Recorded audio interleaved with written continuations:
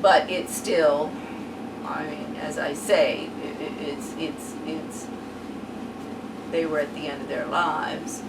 But how many, I mean, I see, and this also angers me, the thrombosis problems there, and I'm trying to get people to look at my father's research, and I know this could help, but everybody's too busy schmoozing and cruising and collecting business cards and looking down their nose at me and collecting their paychecks and pensions and covering up for the problems in the banking system and the corruption in the banking system and the corruption in the courts and the corruption in the government agencies and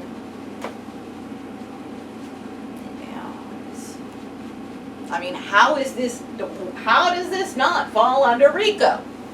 Let me see. I'll read the, let me finish this and I'll read that. So,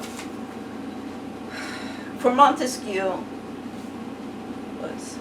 For Montesquieu, the Enlightenment, the new partisan thinking, and the emerging constitutional monarchy of Britain all combined to stimulate his insightful ideas of political checks and balances. Through these checks and balances, he hoped to prevent exactly the corruption of public welfare that the charter city election in Bell fostered on its citizens. So see, a lot of the Enlightenment and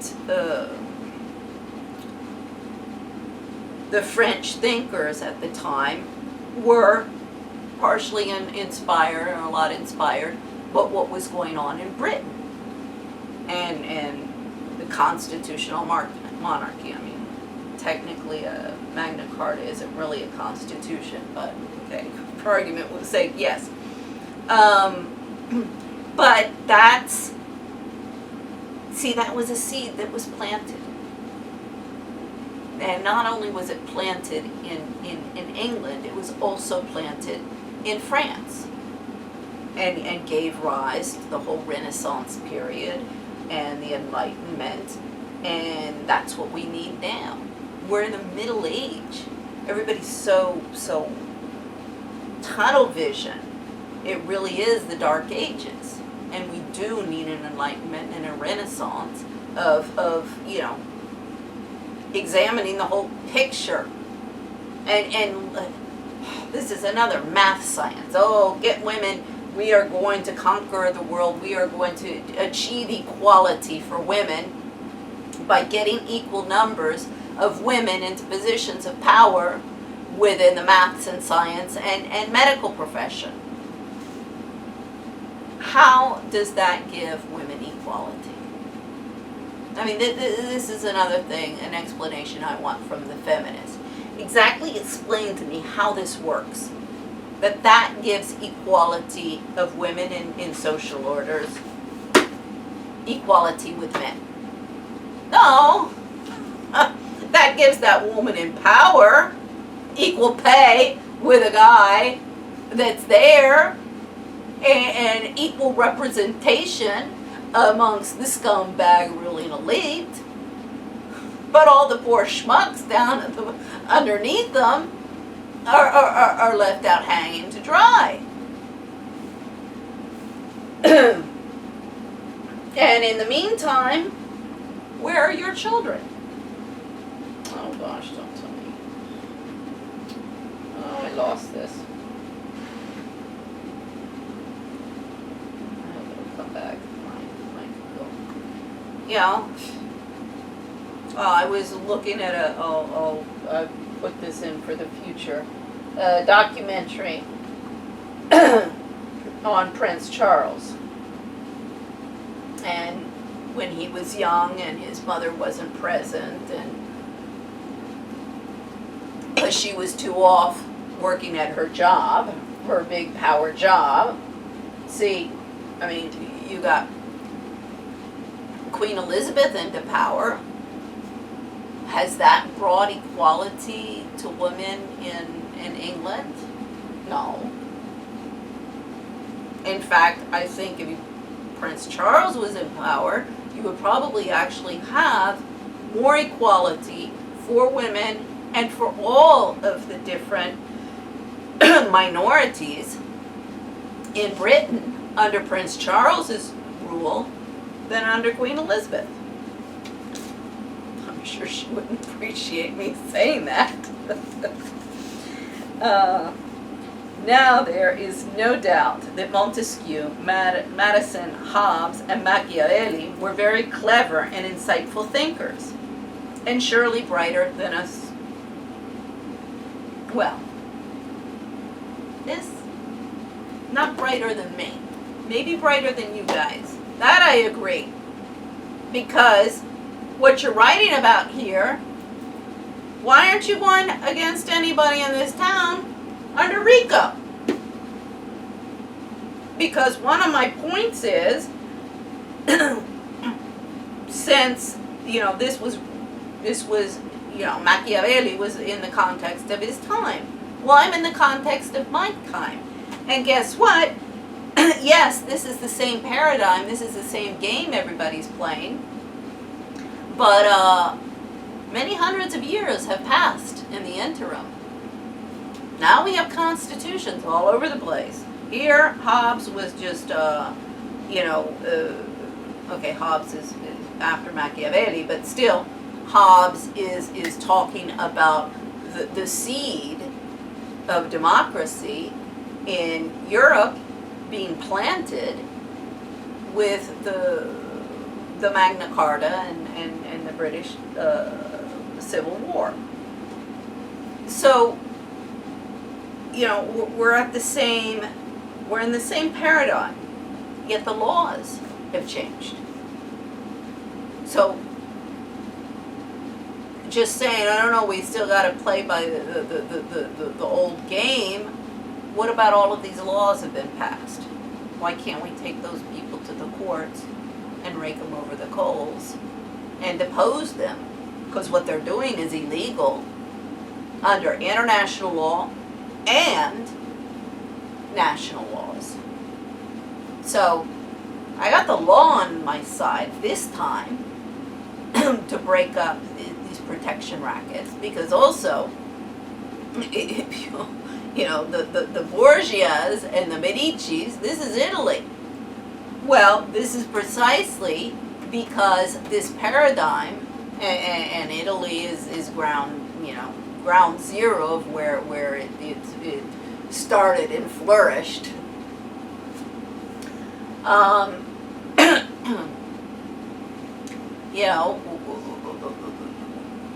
And that gave rise to the Sicilian Mafia, which we see, one of my favorite things about The Godfather, Mario Puzo, points out that they justify what they're doing by saying, well, look, we're not doing anything else that these government people are doing.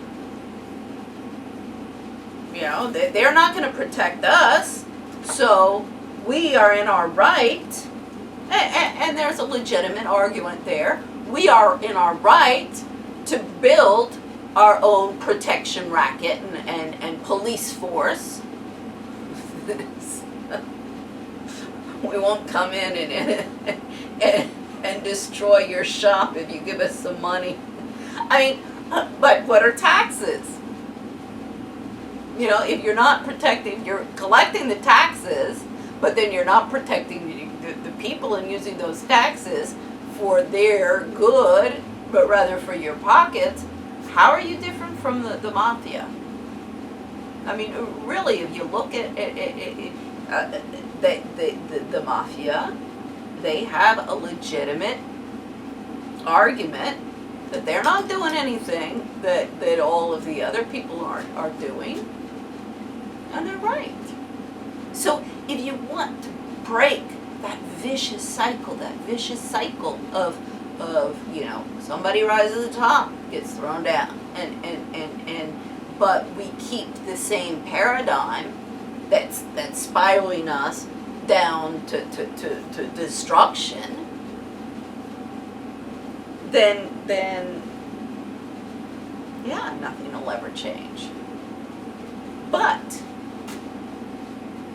you can use same rules that they're playing. I mean, I can promise you, and I told them, and this will get into Pelosi later on, I told them, you mess with my kids, and I believe you me, I learned how to play this game, and I can be ruthless, absolutely ruthless, with people who take advantage and screw other people who, particularly, who are defenseless. I will be ruthless with you people. I will never take advantage of somebody who is, for whatever reason, socially or, physically handicapped, or, that would be considered below me or even above me, unless you mess with me or you mess with somebody else and you start breaking laws and doing all sorts of crap. Then I am ruthless, and I am more ruthless and more cunning than anybody out there. I mean, this was I read this before. What was it, about Machiavelli's time, people who were considered intelligent were those who had wit and a sharp tongue. That's the same thing now. It's called bullying and harassing and bitchering. And it really is unpleasant. I mean, that human resource industry and social, the science of human resource management has demonstrated that is not the way to motivate people. Yeah, you can stuff your pockets. I've seen that time again. So anyway, brighter than them, well, yeah, but I don't know, they were brighter than me. And I'm not a person who says that lightly. However, they got an awful lot of politics wrong simply because they were coping with momentary circumstances. They were looking at but a small sample of data, the ongoing surrounding them, and bits and pieces of ancient history. Again, they also lacked modern tools of analysis, which we luckily have at our disposal. Consequentially, they leapt to particularly right, but often deeply wrong conclusions. In all fairness to these past luminaries, their shortcomings often have to do with the fact that besides being bound by their then-present context, these thinkers were also caught up in the big question: what the highest nature of man ought to be, or what was the right state of government really is, what the right state of government really is, or what justice truly means in political terms. This short-sightedness extends not only to history's legends in political thought, but also to contemporary thinkers like Jürgen Habermas, Michel Foucault, John Rawls, thinkers who someday may be viewed in the same light. Well, I view these guys in the same light because, first off, they're one of the academians who are in their little ivory tower ruling elite of academia, who didn't want to come down and see the realities of the world. So it's very pretentious of these guys to think that they have a better insight into what's going on in the world than Montesquieu or Madison or Hobbes or Machiavelli. Yes, those people were in the past, and they as well were constricted by their life history. I mean, I'd have to look up, what their backgrounds. Most of these people usually back in the day, you know, these weren't poor. You didn't have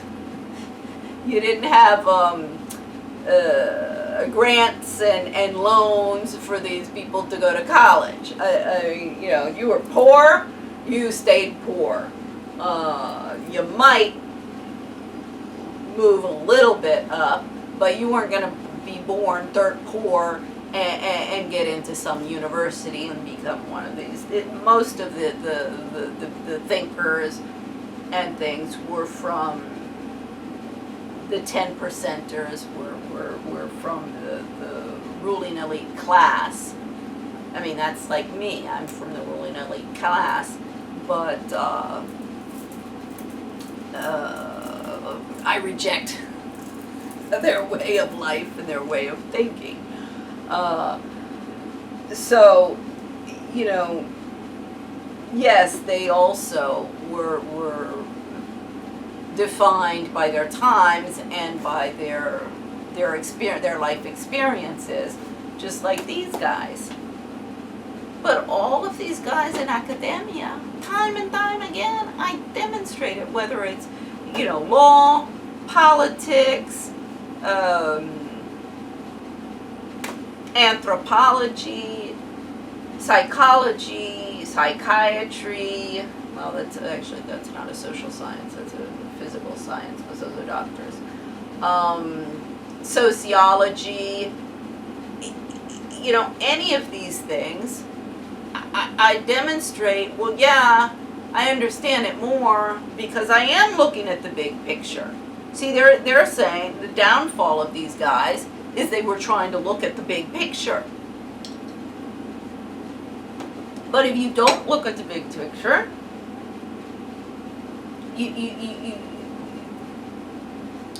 you become trapped within your little box. So, and that's what these guys are doing. Otherwise, they'd be at the international courts. Or they'd be taking these guys, or they would be using the rules to go after everybody under RICO and under Foreign Corrupt Practices Act. That's playing by the rules. These are the rules. You go for the jugular. And see, this is without the feminists getting in. They go for the jugular. They come from your back and they slice you like that. They never come frontal. Never. They're too much a coward. See, this is also it, you guys, what you don't understand. You're so afraid, all of you people are so afraid to go up against the feminists and you know, attack them and take them down for what they're doing and all of the cacophony that they're producing. They so have you by the balls. You're so afraid of them. They're cowards, absolute cowards, who have no ideology. The only ideology that they have is, how do I get myself into power and how do I get money into my pocket?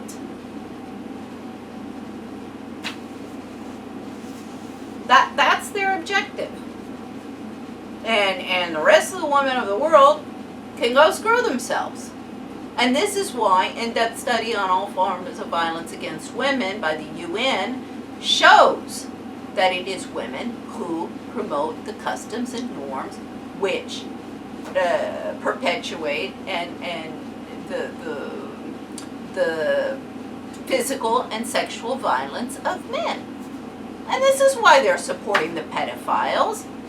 I mean, they're doing it subversively, because they got a whole national coalition against domestic violence. They got, you know, the World Bank's working on this, the IMF's working on this, everybody's working on this, and everybody is out there with meetings conferences. Meanwhile, the pedophiles are taking over. The rapists, the murderers, the pedophiles, the money launderers, the human traffickers, they're all winning the game. Why? Because everybody's out to lunch and too busy at a conference. So, working out what makes people do what they do in the realm of politics is fundamental to working out how to make it in their interest to do better things.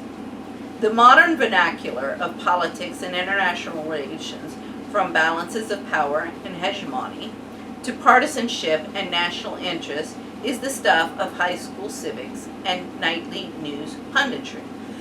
It has little to do with real politics. And that I definitely agree on.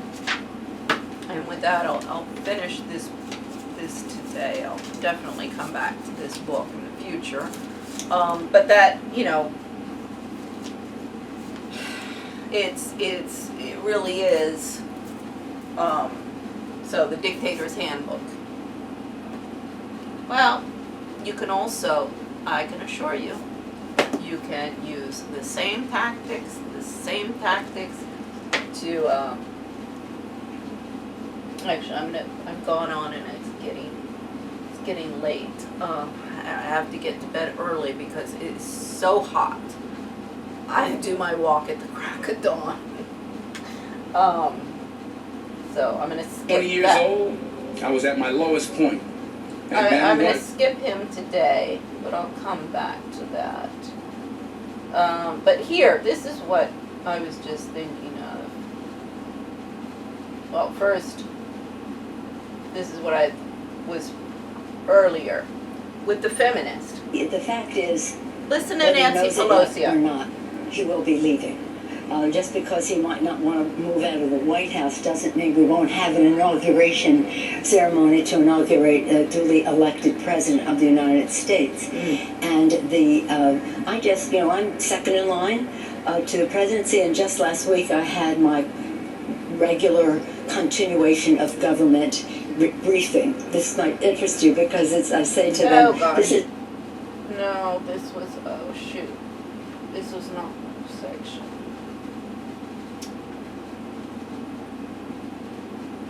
Well, okay, I'm going to have to leave that because it was the part that I wanted. She was talking about her children and her grandchildren, and if anyone, messed with her children or grandchildren, I mean, she would come after them with everything she's got. Yeah. What is she doing about the problems in family courts? All of the children that are being handed over to pedophiles, all the children who are being handed over to their abusers, the foster care system that is taking children and putting them into the adoption for the money.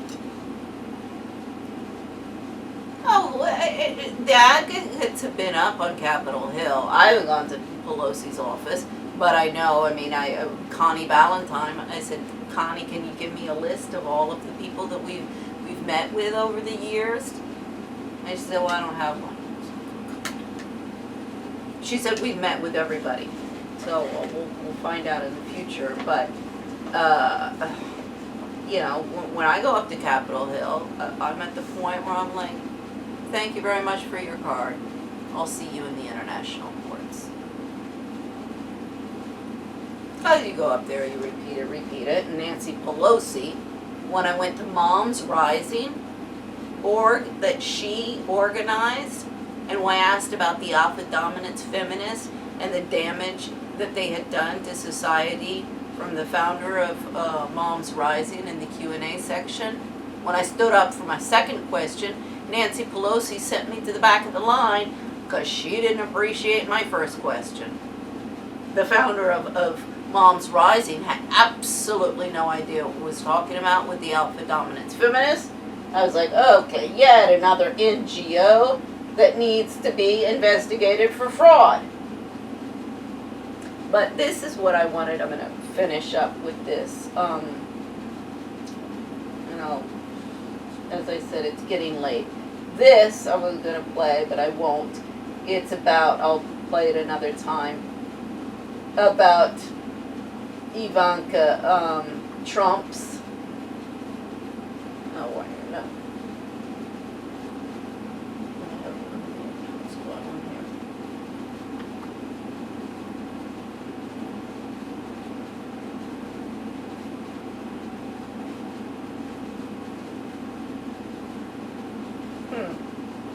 Oh, it's on mute. There. With just 2 weeks until coronavirus unemployment benefits worth 30 million Americans expire, the Trump administration and congressional Republicans had basically kept quiet. Until today, when the White House unveiled their solution to this once-in-a-lifetime workforce disruption, telling unemployed Americans to strike out on their own and, quote, find something new. No, that's really the phrase. That's the slogan. Not surprisingly, this new campaign was met with immediate backlash, especially because it was unveiled by Ivanka Trump, a woman who has never had to hunt for a job in her life because of who her father is. While the White House is suggesting that tens of millions of Americans should spruce up their resumes and get some more training, former Vice President Joe Biden unveiled a $2 trillion plan to use climate policy as an economic development tool. So, anyway, I mean, I've been back. When I see something like that, I'm like, oh God, lady, I really want to see you in court over this one. I mean, I came back here almost 12 years ago, 11 and a half, and the first headhunter I met with said, I'll never find you a job because anybody interviewing you is afraid in 6 months, you're afraid that they'll steal your job. And I got, you'll steal their job.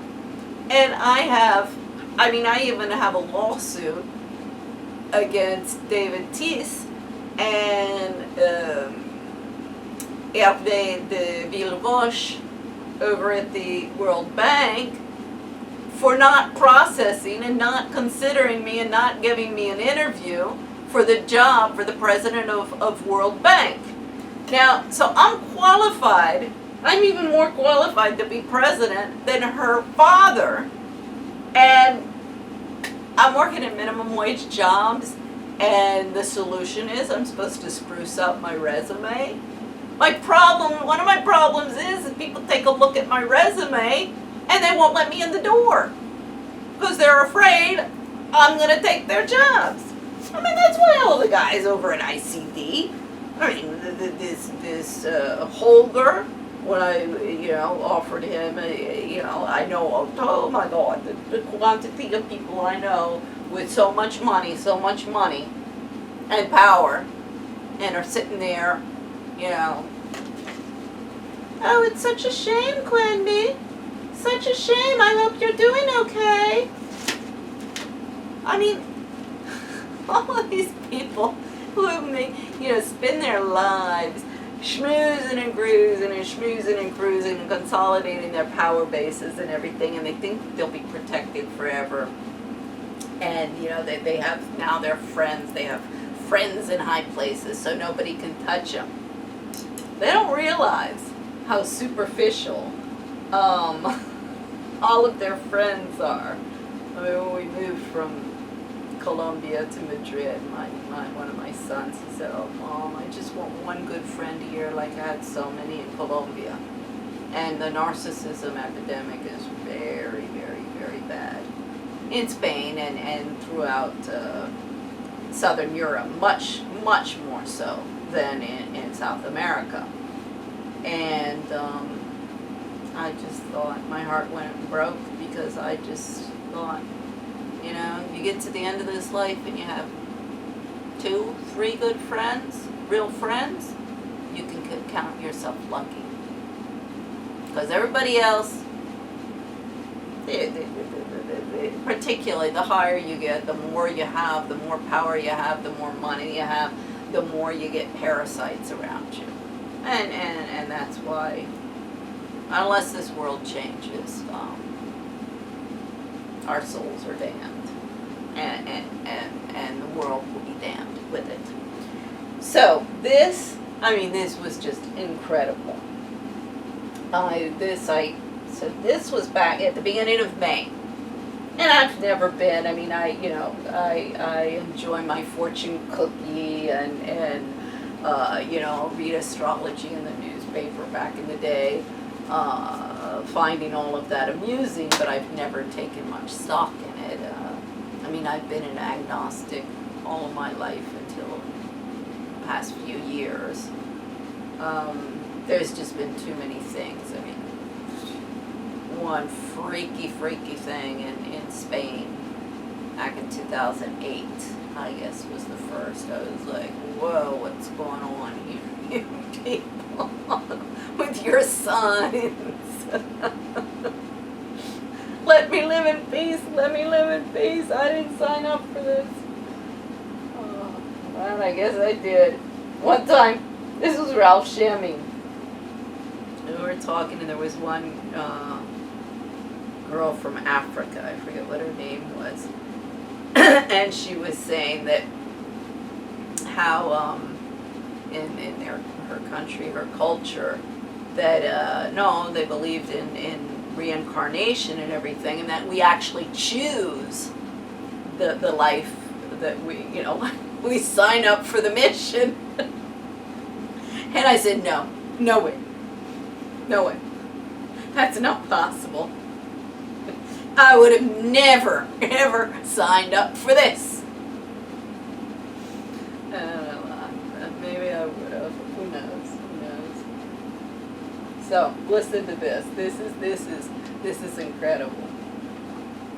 So the first card is Fontana.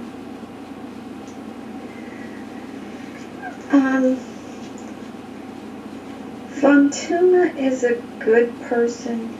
She's kind of free-spirited and carefree.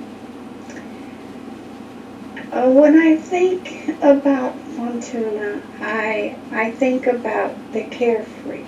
She's a dancer. Nothing holds her back. She's able to express herself. She's Fontana. And she's a free spirit.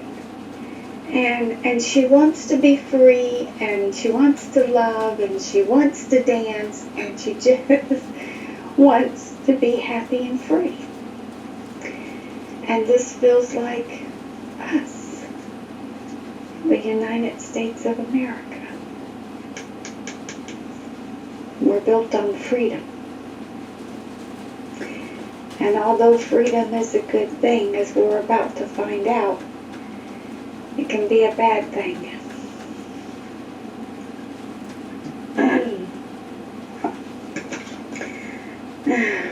This is Gollum, and he's a knight. He's a knight. But the thing about Gollum is, he's not a paid knight.